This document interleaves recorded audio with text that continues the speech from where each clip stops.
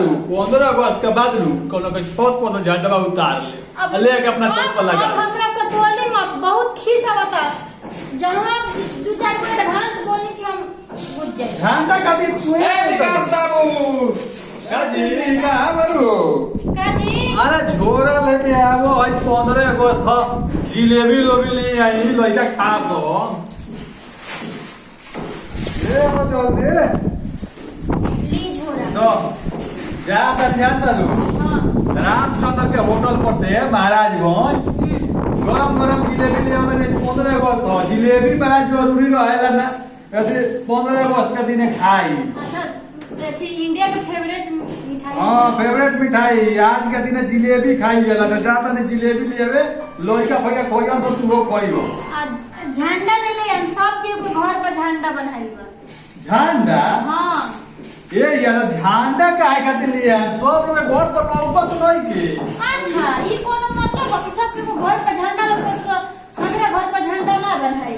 जिलेबी खाई जरूरी बारे।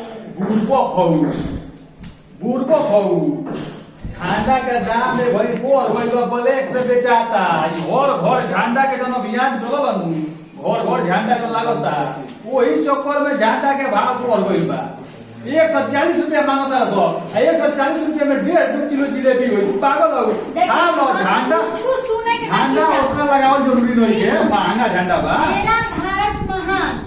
मेरा भारत महान यानी कि हमार भारत महान बा, अपने के देश महान बा। झंडा के निशान झंडा लागे के चाहिए घर के ऊपर।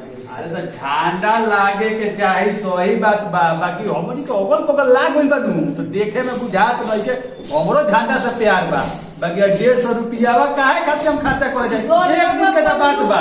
बड़ो का कंजूस बानी जी माने झंडा के जब दिल में राखी 150 रुपया खर्चा ना करी रो भारत माता से प्यार नहीं थे। अरे हमरा बहुत प्यार बा काहे रो प्यार बा जी प्यार नहीं तो 150 रुपया खर्चा कर से कंजूसाई करती का। अरे ठीक बा एगो काम करो घरे कपड़ा बांधू सी के बना ना लो झंडा तो 3 गो रंग का तो झंडा होला 3 रंग के पूरा झंडा बना बीच में हम बना दे नक्शा। आई हो दादा पैसा न रहुआ बानी है जिलेबी ठूसे खातिर पैसा बावे 150 रुपया में 2 किलो जिलेबी अकेले लिया के ठूस लेबो आ एगो झंडा तारा सुनै के सीना हर घर झंडा के पता लगी कितना सुंदर लोग फहराओ त शान से।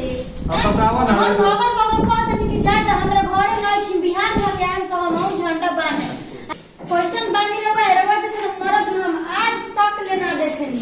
अरे हमरा देश से कमाए के बाद खाए के बाद वही देश खातिर एगो 150 के झंडा नहीं गिरे वाला हरा सको 150 का झंडा हम कीन देते बाकी हम पैकेट में 150 रुपया वाला जिलेबी खाना जिलेबी जानता रू 15 अगस्त के बाद रू कोनो के छत पर झंडा उतार ले के अपना छत पर लगा। अब हमरा से बोली मत, बहुत खीस आवता।